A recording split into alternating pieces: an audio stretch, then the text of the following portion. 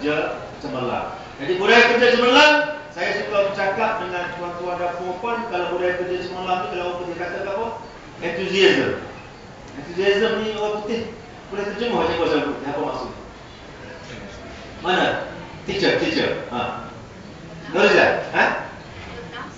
Bernafsu, bersemangat, bersungguh-sungguh, berkobar-kobar. Tapi kalau saya tak guna kata kata seorang guru yang gairah. Bukan setakat bernafsu lah, gairah. Gairah tengok orang tu kan, tengok rumah, tengok coach dia tekan. Macam guru, kalau tengok murid, guru tak ada dalam kelas, dia berlari masuk dalam kelas. Itu dikatakan gairah. Dia cemas bila melihat guru tidak ada dalam kelas. Dia cemas kalau melihat muridnya tidak cemerlang. Dia rasa kecewa kalau kecemerlangan tidak dapat dicapai. Itu orang yang gairah, yang gairah. Dia tekan. Saya selalu sebut orang yang gairah ni, maknanya kalau saya ada lelaki, saya umur 52 dah, kalau tengok Cikgu Tino macam-macam saya tinggi dulu orang soal gairah. Kalau perempuan pun sama, tengok yang handsome, dia dah kenal. Tapi kalau tengok orang Tino comel tak kenal itu, dia tidak gairah. Dia guru Kucimani. Guru Kucimani dia tak berapa nak hungar. Dia tak berapa nak berlari masuk dalam bilik belajar. Tidak macam kata dalam buku sejarah Melayu, guru yang gairah ialah belum disuruh sudah pergi, belum dipanggil sudah datang. Itu orang yang gairah. Dan dalam mendidik, mencemerlangkan murid-murid, dia mesti ada kaedah. Dia mesti ada kaedah, mesti ada teknik dan pendekatan supaya menarik persiapan yang baik, penampilan diri, aura cikgu. Kalau cikgu tua umur 50 lebih itu jangan pakai lecu biru. Tak ada galas tu boleh tengok cikgu pakai lecu biru, pakai lecu merah. Kalau yang muda 28, 21 tu tak pakai lecu tak apa. Dia sudah ada aura. Kena ubah kesesuaian mengikut umur kita. Sebab sama juga dalam masa proses PMP yang menarik mesti ada kaedah, mesti buat persiapan. Mesti buat persiapan dan persediaan yang menarik. Kalau kita menggunakan kaedah-kaedah yang menarik, kaedah dan pendekatan, baru kita boleh menjadi seorang guru yang baik. Baru kita menjadi guru yang dikagumi, dihormati. Apa yang kita ajar, murid mudah faham.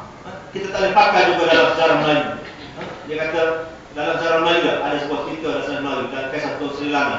Belum tumbuh gigi sudah pandai baca kitab. Tak boleh nak pakai. Dia mesti ada kaedah, mesti ada pendekatan. Sebab tu kalau tuan-tuan tengok sungai yang mengalir lah. Tak, sungai yang mengalir. Yang cari kalau ni muara, ni laut, muara. Air mengalir dia akan cari.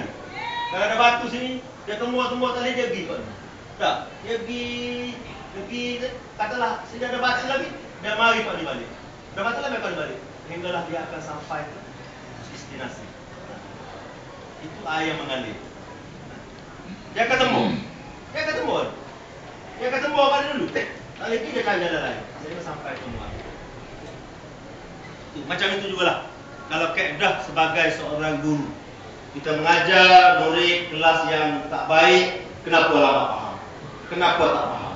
Kita cari kaedah yang bersesuaian dengan tahap pemikiran dan upaya murid. Tapi murid tuan-tuan dan puan-puan ini okey. Tapi saya tengok dalam pemeriksaan percubaan, saya nampak, saya berbicara dengan Tuan Haji Halim, dan saya tengok dalam pemeriksaan percubaan TMA, bahasa Melayu okeylah 63.2%, 158 daripada 250 calon dengan literatanya 1.4. Tapi kita cuba lagi lah. Sepatutnya kena 80. Maka boleh 5A. Tak boleh A. Sepatutnya 20% saja yang tidak A. Jadi kalau 60, saya kena cari 17%. Dalam masa 1 bulan ni, berbincanglah dalam panitia tuan-tuan apa kaedah yang patut dibuat supaya 80% A boleh dicapai dalam bahasa Melayu. Tapi sepatutnya cikgu, berapa orang murid 4A ni? Dapat analisis berapa murid 4A? Tapi kalau 4A pun garanti bahasa Melayu A kan? Kenapa tidak A semua? Okey, kita katalah adalah halangan di perjalanan. Halangan di perjalanan. Kalau saya boleh bagi 10% saja dia. Jadi Jadi kalau tak ada 10% itu besar tu. Kalau saya besar, tapi tak apalah, saya boleh terima 10%. 15 saya boleh terima. Tapi kalau 40%, 30%, tak boleh bagi 90 lah. Prestasi kedua sama kita ada 3.